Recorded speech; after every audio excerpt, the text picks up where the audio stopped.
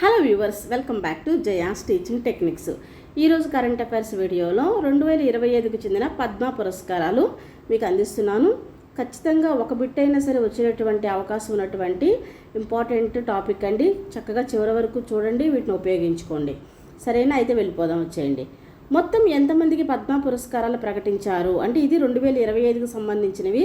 నేను ఒక ప్రీవియస్ వీడియోలో 2024 పద్మ పురస్కారాలు కూడా ఇచ్చాను. వాటిని కూడా చూసుకోండి. అంటే చెప్పలేము మనం 24, 25 రెండింటి మధ్యలో మీరు ఎగ్జామ్ రాస్తున్నారు కాబట్టి అక్కడ నుంచి ఇక్కడ వరకు కూడా మీకు అడిగే అవకాశం ఉన్నది. సో మొత్తం పద్మ పురస్కారాలు 139 మందికి ప్రకటించారు. కేంద్ర ప్రభుత్వం వీటిని ప్రకటిస్తుంది. పద్మ విభూషణ్ 7గురికి ఇచ్చారు. దీన్ని మనం 2వ అత్యున్నత పౌర పురస్కారం అంటాం.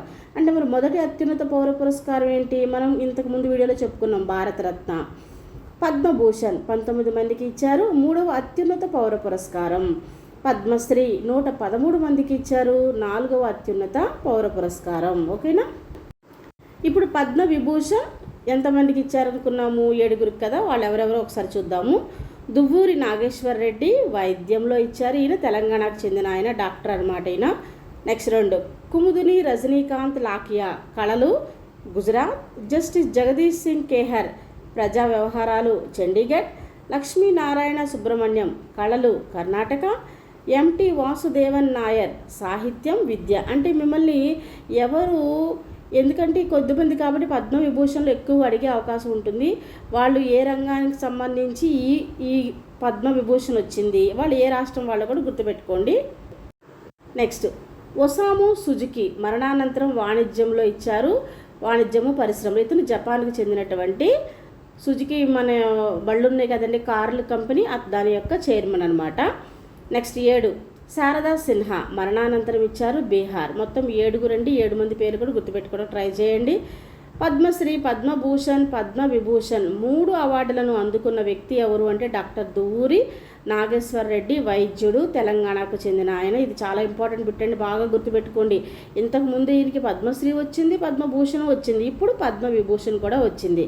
దువ్వూరి లేదా డాక్టర్ డి నాగేశ్వర్ రెడ్డి గారు.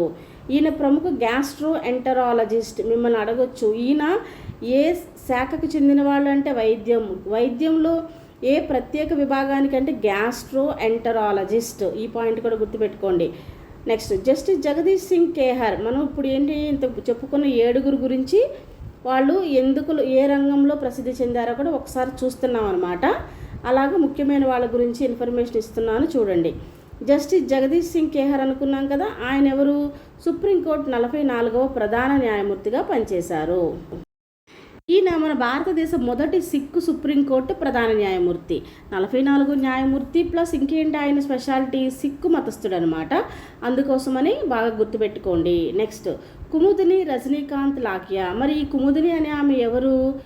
ప్రముఖ కథక్ నృత్యకారిణి. ఈ కథక్ నృత్యకారిణి అయినటువంటి కుముదిని కథక్ కా ఇలాగా 2 అక్షరాలని కలుపుకుని చదవండి, బాగా గుర్తుంటాయండి. మీకు పేర్లు ఏవైనా సరే క్వశ్చన్ ఆన్సర్ని కలిపి చదవటం నేర్చుకోండి.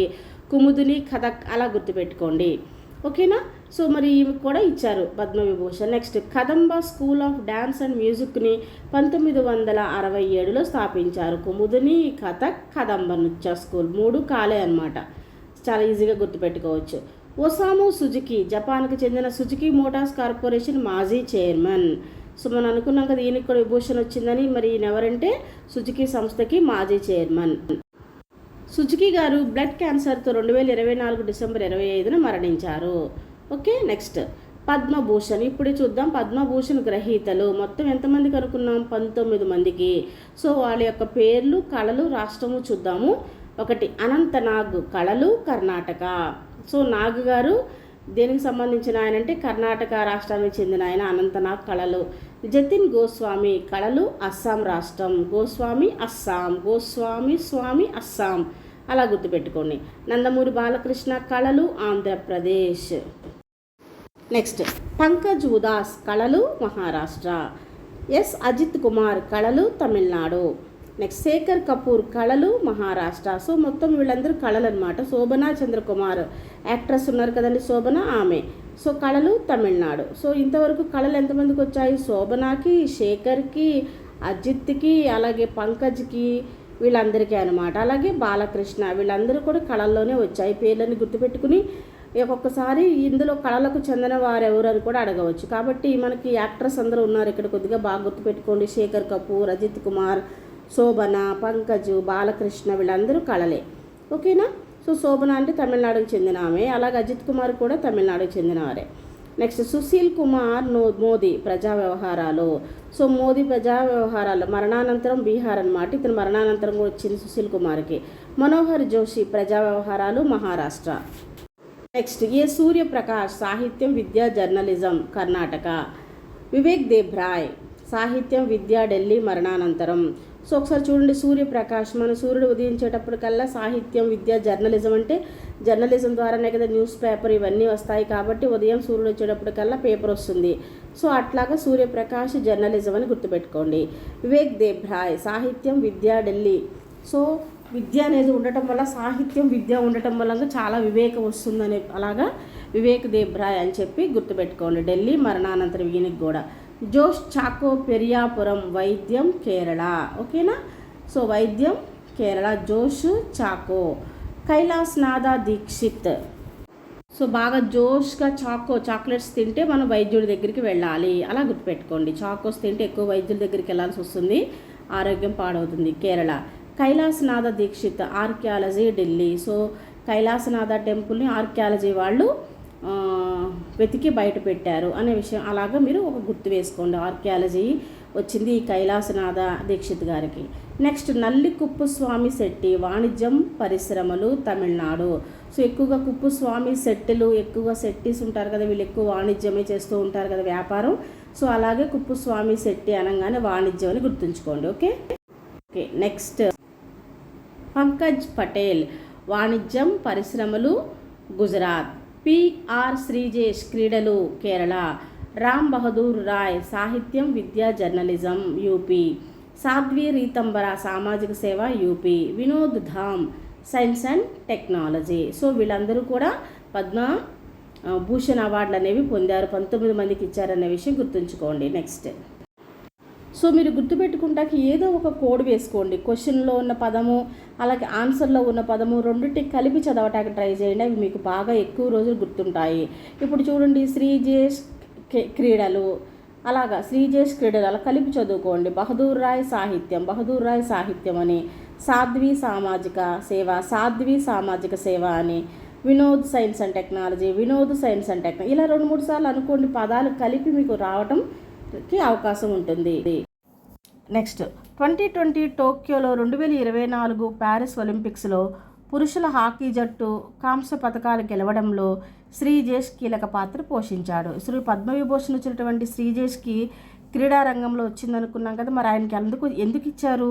మనకి 2024 ప్యారిస్ ఒలింపిక్స్లో హాకీ జట్టుకి కాంస్య పథకం వచ్చింది. సో ఆ పథకం రావడానికి కీలక పాత్ర ఈ శ్రీజేషే పోషించాడని పద్మభూషణ్ అవార్డు ఇచ్చారు. సో ఇండియా హాకీ లెజెండ్ అంటారు, మాజీ గోల్ కీపర్. పద్మశ్రీ ఎంతమందికి ప్రకటించారు? 113 మందికి. సో ఇప్పుడు పద్మశ్రీ 113 మంది. వాళ్ళు ఎవరెవరు ముఖ్యమైన వాళ్ళందరినీ చూద్దాము. 100 ఏళ్ల వయసు గల శ్రీమతి లిబియా లోగో సర్దేశాయికి పద్మశ్రీ లభించింది. సో ఈ లిబియా గారికి ఎందుకు ఇచ్చారంట? గోవా స్వతంత్ర ఉద్యమంలో కీలక పాత్ర పోషించినందుకు. సో లిబియా లోగోలోనే గోవా అనే పేరు కనిపిస్తోంది కాబట్టి గోవా స్వతంత్ర ఉద్యమం, లిబియా లోగో గోవా అని గుర్తుపెట్టుకోండి. పద్మశ్రీకి ఎంపికైన క్రీడాకారులు. సో కొంతమంది ఎంపికయ్యారు కదా, ముఖ్యమైన క్రీడాకారుల పేర్లు అందరివి గుర్తుంచుకుందాము. పద్మశ్రీ పురస్కారానికి ఎంపికైన క్రీడాకారులు ఎవరెవరంటే రవిచంద్ర అశ్విన్, తమిళనాడు మాజీ టీమిండియా స్పిన్నర్. ఓకే. పద్మశ్రీకి ఎంపికైన పారా ఒలింపికర్ ఆర్చర్ అనమాట ఈయన. సో ఈ పారా ఒలింపిక్లో ఆర్చర్ దానికి ఎవరు పేరు ఇచ్చారు? హర్వీందర్ సింగ్ హర్యానా. సో ఈ హర్వీందర్ సింగ్ హర్యానా అనే ఆయన పారా ఒలింపిక్స్లో ఆర్చరీలో మనకి పథకాన్ని తీసుకొచ్చారు కాబట్టి ఆయనకు కూడా పద్మశ్రీ అనేది ఇవ్వడం జరిగింది. హర్వీందర్ సింగ్ పారా ఒలింపిక్స్ ఆర్చరీ విభాగంలో స్వర్ణ పథకం సాధించిన మొదటి వ్యక్తి. దేనిలో? ఆర్చరీ విభాగంలో స్వర్ణం తెచ్చిన మొదటి వ్యక్తిగా ఈ హర్వీందర్ సింగ్ రికార్డు సృష్టించారు. సో అందుకే పద్మశ్రీ ఇచ్చారు, గుర్తుంచుకొని, చాలా ఇంపార్టెంట్ బిట్. నెక్స్ట్ మొదటి భారతీయుడు అనమాట ఈయన ఆర్చరీ విభాగంలో స్వర్ణం తెచ్చారు. 2024 ప్యారిస్లో జరిగినటువంటి పారా ఒలింపిక్స్లో మొన్న మధ్య అనమాట. అలాగే 2020 టోక్యో పారా ఒలింపిక్స్లో కూడా ఈయనకి కాంస్య పథకం వచ్చింది. అప్పుడేమో కాంస్య పథకం వచ్చింది, మరి ఇప్పుడేమొచ్చింది, స్వర్ణం వచ్చింది, అందుకే స్పెషల్. నెక్స్ట్, పద్మశ్రీ 2025 పురస్కారానికి ఎంపికైన భారత ఫుట్బాల్ జట్టు మాజీ కెప్టెన్ ఎం విజయన్. ఓకే, ఈయన మాజీ ఫుట్బాల్ జట్టు కెప్టెన్ ఎం విజయన్. 2003లో అర్జున్ అవార్డు కూడా ఈయన పొందారు. నెక్స్ట్, పద్మశ్రీ 2025కి ఎంపికైన పారా అథ్లెటిక్ కోచ్ ఎవరన్నమాట, సత్యపాల్ సింగ్. ఈయన అథ్లెటిక్ కోచ్, గుర్తుపెట్టుకోండి, పారా ఒలింపిక్స్కి ఈయన కోచ్గా వర్క్ చేస్తున్నారు. సో అందుకోసం అని చెప్పి ఈయనకి పద్మశ్రీ అవార్డు ఇచ్చారు ఉత్తరప్రదేశ్ రాష్ట్రం. అలాగే ఇటీవల ధ్యాన్ చంద్ ఖేల్ రత్న పురస్కారం పొందిన పారా హై జంపర్ ప్రవీణ్ కుమార్కి కూడా సత్యపాల్ సింగే కోచ్గా వ్యవహరించారు. ఓకేనా. మరి ఇటీవల మనకి ధ్యాన్ చంద్ ఖేల్ రత్న అవార్డు వచ్చింది ఎవరికి, ఈ ప్రవీణ్ కుమార్ అనే ఆయనకి. మరి ఈ ప్రవీణ్ కుమార్కి కూడా ఎవరు కోచ్గా వ్యవహరించారంటే ఈ సత్యపాల్ సింగే. ఓకేనా, అది విషయం గుర్తుపెట్టుకోండి. నెక్స్ట్, పద్మశ్రీ క్రీడా విభాగంలో 5 మందికి వచ్చింది. మీరు 5 పేరు గుర్తుపెట్టుకుంటే మిమ్మల్ని అడగవచ్చు, ఇందులో క్రీడా రంగానికి చెందింది ఎవరు, చెందంది ఎవరని కూడా అడగవచ్చు. గుర్తుంచుకోండి, ఇంపార్టెంట్ బిట్. పద్మశ్రీ వచ్చిన 4 క్రీడాకారులు, మీకు తేలిగ్గా అర్థమవుతుందని చెప్పి క్రీడాకారులు అందరు 4 పేర్లు ఒకే చోట ఇస్తున్నాను, చూసుకోండి. Ravichandran Ashwin Tamil Nadu cricketer, Harvinder Singh Haryana para athlete, ఇతను ఆర్చర్ అనమాట, para archer. Mani Vijayan Kerala football, Satyapal Singh Uttar Pradesh para athlete coach. ఈ 4 పేర్లు గుర్తుపెట్టుకోండి. పద్మభూషణ్ వచ్చిన క్రీడాకారుడు ఎవరు అంటే పిఆర్ శ్రీజేష్ కేరళ హాకీ. ఓకేనా, ఇతను కూడా పద్మభూషణ్ వచ్చింది దీనికి. కానీ పైన చెప్పిన 4 ఎవరు, పద్మశ్రీ వచ్చింది. మరి పద్మభూషణ్ వచ్చింది ఎవరికంటే పిఆర్ శ్రీజేష్కి, హాకీ అనుకున్నాం కదా ఇందాక మనం, గుర్తుంచుకోండి. పద్మశ్రీ పొందిన తెలుగువారు ఇప్పుడు చూద్దాము, ముఖ్యమైన వాళ్ళని చూద్దాము. మందకృష్ణ మాదిగ ప్రజా వ్యవహారాలు తెలంగాణ, కేఎల్ కృష్ణ విద్యా సాహిత్యంలో ఆంధ్రప్రదేశ్. కేఎల్ కృష్ణ గారు economic tricks applications in India అనే అర్థశాస్త్ర గ్రంథం రచించారు. సో ఒక్కోసారి అడగవచ్చు ఈయన రాసినటువంటి, లేకపోతే ఈ బుక్ పేరు ఇచ్చి ఇది ఎవరు రాశారని కూడా అడగవచ్చు. కేఎల్ కృష్ణ గారు రాశారు economic tricks applications in India. Madugula Nagaphani Sharma కళలు ఆంధ్రప్రదేశ్, మిరియాల అప్పారావు గారు కళలు ఆంధ్రప్రదేశ్. ఈయనకి మరణానంతరం ఇచ్చారు.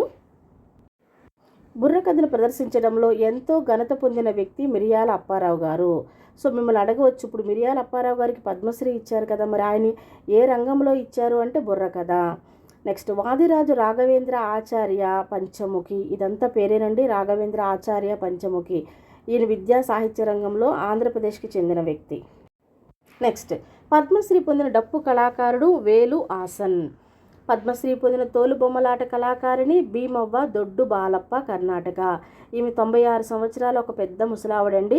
ఈమె 30 సంవత్సరాలుగా తోలుబొమ్మలాటలు ఆడిస్తూ ఉన్న కళాకారిణి. ఈమె కర్ణాటక చెందిన ఆమె. ఈమె వెళ్ళినప్పుడు మన రాష్ట్రపతి ద్రౌపది ముర్ము గారు కూడా స్టేజ్ మీద నుంచి కిందకి దిగి వచ్చి మరి ఆమెకు అవార్డు ఇవ్వడం జరిగింది. స్పెషల్ గుర్తుంచుకోండి. పద్మశ్రీ పొందిన డోలు వాయిద్యకారుడు దక్షిణామూర్తి పుదుచ్చేరికి చెందిన వ్యక్తి. సో ఇంతవరకు ఈ పద్మ అవార్డులకు సంబంధించిన ముఖ్యమైన ఇన్ఫర్మేషన్ అంతా కూడా నేను గ్యాదర్ చేసి ఇచ్చాను మీకు. సో చక్కగా చదువుకోండి, ఎగ్జామ్ బాగా రాయండి. నచ్చితే ఒక లైక్ చేయండి, అలాగే మీ స్నేహితులకు కూడా షేర్ చేయండి. ఇది డిఎస్సి ఎగ్జామ్ అనే కాదండి, ఏ కాంపిటేటివ్ ఎగ్జామ్కైనా సరే ఇవి మీకు బాగా ఉపయోగపడతాయి. ఓకేనా, మరి బాగా రాయండి. ఆల్ ది బెస్ట్ అండి, బాయ్.